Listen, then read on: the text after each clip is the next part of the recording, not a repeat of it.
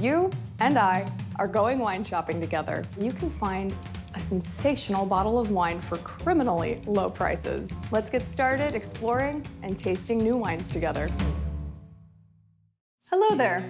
It is a fresh week and a fresh opportunity to learn about a new, deliciously affordable bottle of wine. We're going to revisit a region that we touched a little bit on in the Spanish white wine episode, but this week we're really going to dig deep into the Rioja and the elegant, structured, and age-worthy wines that it is legendary for. So let's pack our bags and head back to Spain, to the northern central part of the country where the Rioja lies. When most people think about Spanish wine, the Rioja is typically what comes to mind first. It has a very rich and fascinating history that goes back to the Phoenicians in the 11th century. And as with most of Europe, the ancient Romans also cultivated vineyards here. By the 1700s and 1800s, the Rioja wanted to modernize their winemaking, push the quality of their wines forward, and introduce them to a larger global market. This led to the owners of bodegas, Spanish wineries, to travel to Bordeaux to learn the latest winemaking techniques. This also led to them implementing large oak vessels to age their wines in, which greatly increased the longevity of their wines.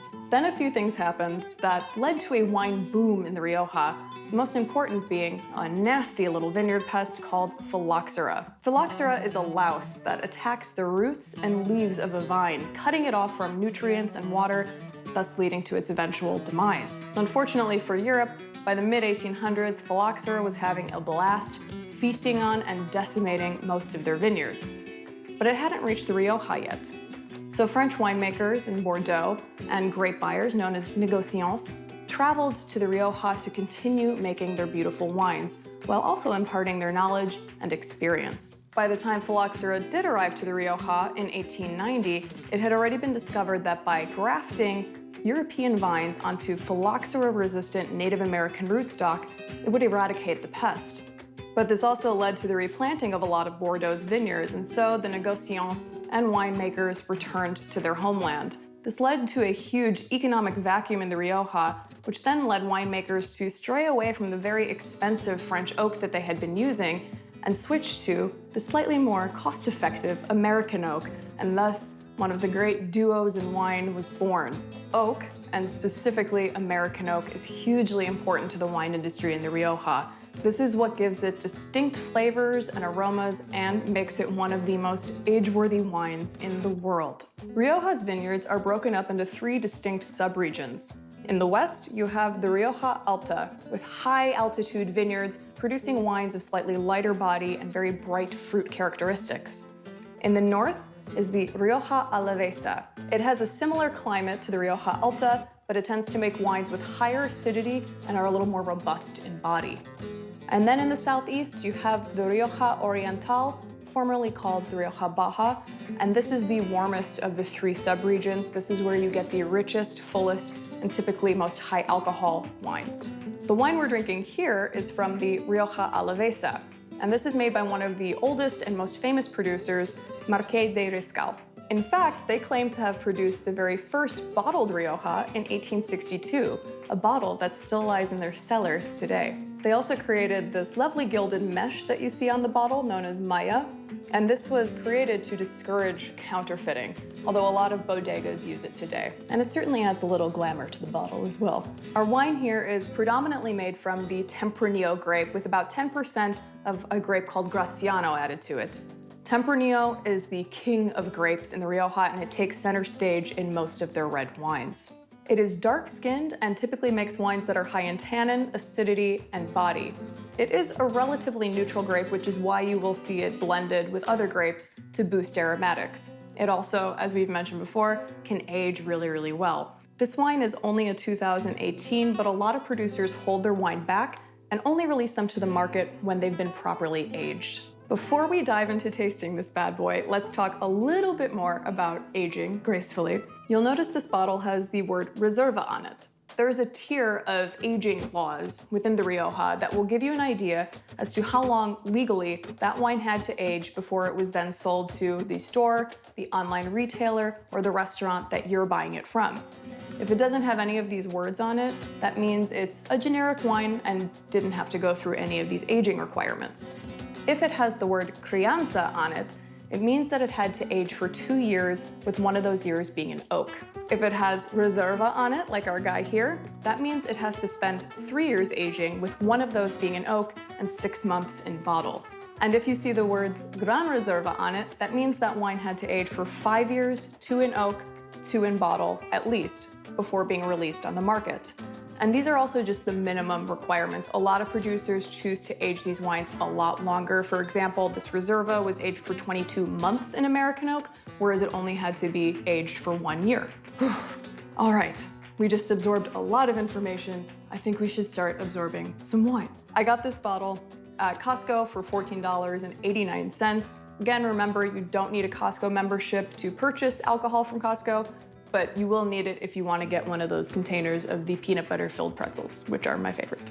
So this mesh, the Maya, will be all the way up to the top of your cork. Something I like to do instead of slicing through it when I'm opening it, you can twist the bottom, open a little bit, loosen it up, and I like to slide it down around the neck, retwist it, tighten it up. It just gives it a nice, prettier presentation. So this wine is a really pretty garnet ruby color. On the nose, you get a lot of black and red fruits. I'm getting black cherry, cranberry, very ripe, bright tart, red plum. I got a red licorice note on there as well. It's a little floral violet. And I am picking up notes from the oak, the clove, the baking spices. Something that American oak gives that's a little distinct from French oak is that you're gonna get notes of coconut, dill, sometimes banana. I have a lot of sommelier friends who, when they smell Rioja, they know it's Rioja because to them it smells like suntan lotion. I personally don't get that, but they might be a little more sensitive to American oak than I am. Let's taste her. Lovely structure on this wine. Medium plus tannin, medium plus acid. Really lovely structure, backbone to this wine to support all of that lovely fruit. 14%, so it's starting to climb up a little bit, but it's nothing like too aggressive. More black pepper in there as well. Smoky kind of spiciness. And yeah, confirming all those lovely red fruits, the cherry, the cranberry, some blackcurrant in there as well. Just there's a little bit of mandarin peel in there, like some deeper citrus notes.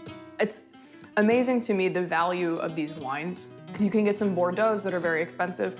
These wines typically are way lower in price than what they could be for what they are, because they are so lovely. This is a wine that's playful yet serious. It's easy drinking, but it has that backbone, it has that spine that makes this really lovely with very specific kinds of foods, generally heavier meats. If you're a lamb person and you haven't been drinking Rioja yet, this is your time. I'm so happy. This is Rioja. You need to eat your lamb with this. These lamb and Rioja are a match made in heaven. Again, it's that theory, which is usually correct, of what grows together goes together. You have a lot of lamb in Spain, beautiful with the Rioja, great with other grilled meats. If you're making a steak, open a Rioja, open a Rioja. This is a really lovely wine that I could easily see spending $30+ on this bottle. I have spent $30+ on other bottles of wine that taste just like this, and this is under 15. And I think in other places it's actually cheaper. But yeah, if you're going over to a friend's house for like a nice dinner, or you're hosting a nice dinner and you're grilling, cooking up some nice meats, this will be lovely. This would still be good though at like a barbecue, because it's not so cerebral and so serious that it's unapproachable. It's a lot of fun. And this wine still can go a little bit. It's not a Rioja that is designed to age for decades like some other ones are. You can absolutely find those at your wine store and maybe spend $40, $50 on those, which is still a deal for what they are, let me tell you. But this wine, yeah, you could absolutely do this another 5-ish years, but it's lovely to drink right now. If you like Bordeaux, if you like Cabernet Sauvignon, please try Rioja. If this is not in your life yet, it needs to be. I need to drink more Rioja myself. I don't know why, but sometimes I forget about Rioja, which is a shame because again, they make stunning wines for stunning prices. I hope you enjoyed learning about Tempranillo and Rioja and tasting along with me. I hope you get a bottle. I hope you enjoy it. Let me know what you think. And until our next study session, I hope you keep exploring and trying new wines. Cheers.